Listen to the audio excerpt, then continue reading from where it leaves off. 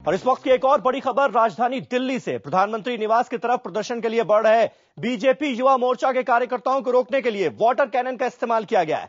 दरअसल बीजेपी के युवा मोर्चा के सदस्य विरोध प्रदर्शन के लिए प्रधानमंत्री आवास की ओर बढ़ रहे थे, लेकिन इलाके में धारा 144 लागू होने की वजह से उन्हें तुगलक रोड के पास रोक लिया गया। यहां प्रदर्शनकारियों ने बैरिकेडिंग तोड़कर आगे बढ़ने की कोशिश की, जिसके बाद पुलिस ने उन्हें रोकने के लिए वाटर कैनन का इस्तेमाल किया।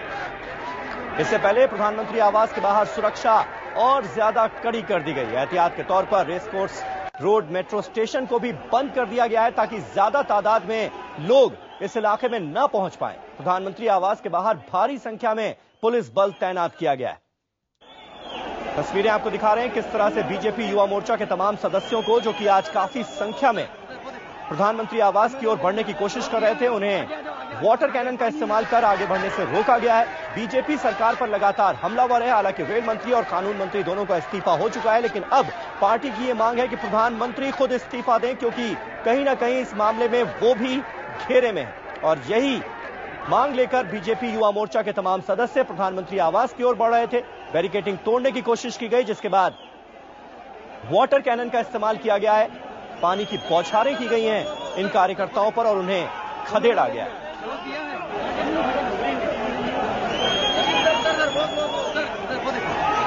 वो मैंने ले लिया है। आगे आ जाओ, आगे आ जाओ, आगे पानी।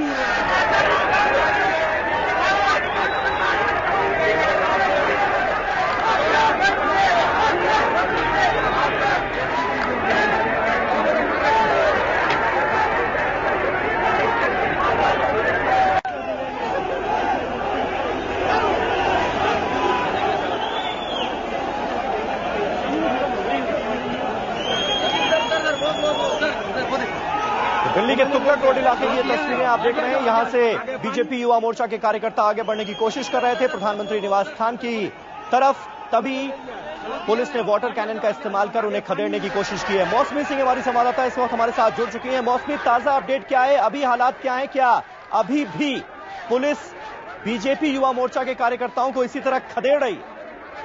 देखिए, अभी जो तस्वीर हमारे सामने दिख रही है वो हम आपको बताना चाहेंगे समीर। देखिए, औरंगजेब रोड जो कि 7 RCR से चंद मिनटों की दूरी पर ही है, वहां पे अभी बीजेपी तमाम प्रोटेस्टर्स का जो है जमावड़ा है। उसके इर्द गिर्द तमाम वाटर कैनन की गाड़ियां हैं और पुलिस उनको घेरे हुए है। नारेबाजी हो रही है यहाँ पे और एक तरीके से औरंगजेब रोड पर ही रोका गया है उनको। कुछ बैरिकेड्स पड़े हैं सड़कों पर जो कि टूटे हुए हैं और एक तरह से पुलिस और बीजेपी के समर्थक आमने सामने हैं।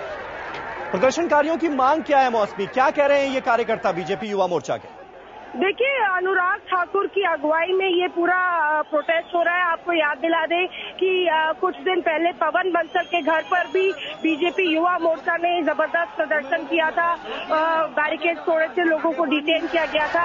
अभी भी प्रोटेस्टर्स को डिटेन करके पुलिस तुगलक रोड थाने ले गई है, पर बाकी करीबन मेरे सामने मैं 500 प्रोटेस्टर्स को देख सकती हूँ जो कि सड़क पर ही प्रोटेस्ट कर रहे हैं। ये मांग कर रहे हैं कि प्रधानमंत्री को अपना इस्तीफा देना चाहिए। जिस तरह से 2 मंत्रियों पर तलवार गिरी है पिछले दो दिन में, और उसके बाद जो है जो लाइन ऑफ फायर है उसमें प्रधानमंत्री सीधे विपक्ष के निशाने पर है समीर। और यहाँ पे बीजेपी युवा मोर्चा के लोग ये मांग कर रहे हैं कि प्रधानमंत्री अपना इस्तीफा दे, क्योंकि कोयला घोटाले में उनकी भूमिका पर तमाम सवाल खड़े हो रहे हैं। चलिए, शुक्रिया मौसमी आपका इस ताजा जानकारी और अपडेट के लिए। विक्रांत यादव हमारे वरिष्ठ सहयोगी हमारे साथ इस वक्त जुड़ चुके हैं। विक्रांत, आखिर ये सड़कों पर प्रदर्शन बीजेपी युवा मोर्चा का, बीजेपी के कार्यकर्ताओं का कब तक जारी रहेगा? क्या स्ट्रेटेजी नजर आ रही है आपको बीजेपी की? देखिए समीर, चुनावी साल है और सरकार जिस तरीके से घिरी हुई है चारों तरफ से, उसके 2 मंत्रियों को हाल में इस्तीफा देना पड़ा नैतिकता के दबाव में। उसके बाद जो है बीजेपी को लग रहा है कि वो संसद उसने पूरा सत्र नहीं चलने दिया, बजट सत्र का दूसरा हिस्सा नहीं चलने दिया, तो उसे लगता है कि अब सड़क पर वो इसका चुनावी फायदा ले सके।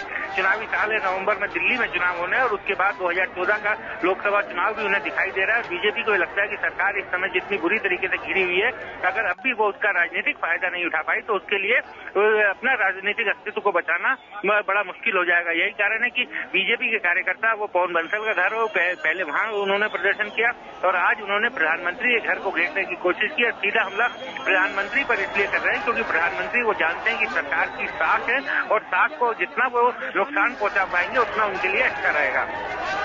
बिल्कुल। और विक्रांत, जो बातें लगातार कही जा रही थी कि अगर कानून मंत्री का इस्तीफा होता है तो कहीं ना कहीं घेरे में प्रधानमंत्री भी आएंगे और फिर विपक्ष उनके इस्तीफे की मांग जोर शोर से करेगा, वही स्थिति हमें इस वक्त नजर भी आ रही है।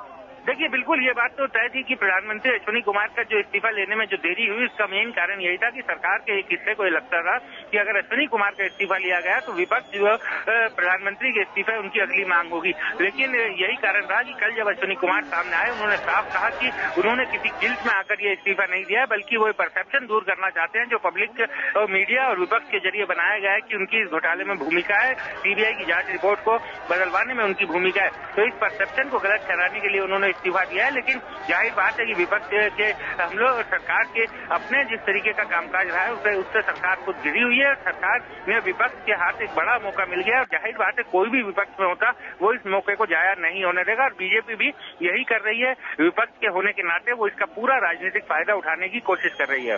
विक्रांत, ऐसे में सरकार की तरफ से क्या कोशिशें हो रही हैं बीजेपी के इस हमलावर रुख से निपटने के लिए, क्योंकि उसके सामने एक बड़ी मुश्किल है। प्रधानमंत्री का इस्तीफा जाहिर है हो नहीं सकता, प्रधानमंत्री के इस्तीफे का मतलब एक तरह से सरकार का जाना, जिसके लिए शायद ही यूपीए सरकार तैयार हो। देखिए, प्रधानमंत्री के इस्तीफे का फिलहाल कोई सवाल नहीं उठता, लेकिन आज शाम को कांग्रेस के कोर ग्रुप की भी बैठक है।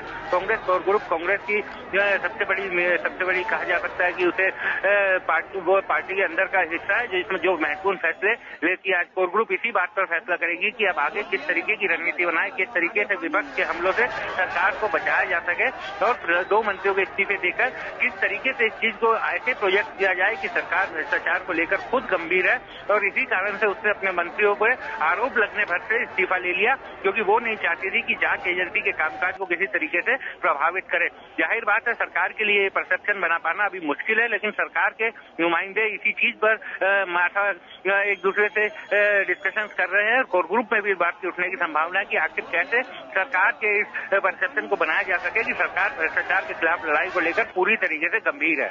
यानी कुल मिलाकर विक्रांत, ये माना जाए कि सुप्रीम कोर्ट ने जो बेहद तल्ख और सख्त टिप्पणियां की हैं सरकार और सीबीआई के रवैये को लेकर, उसके बाद 2 बड़े मंत्रियों का इस्तीफा लेने के बावजूद भी सरकार इस वक्त बैकफुट पर है।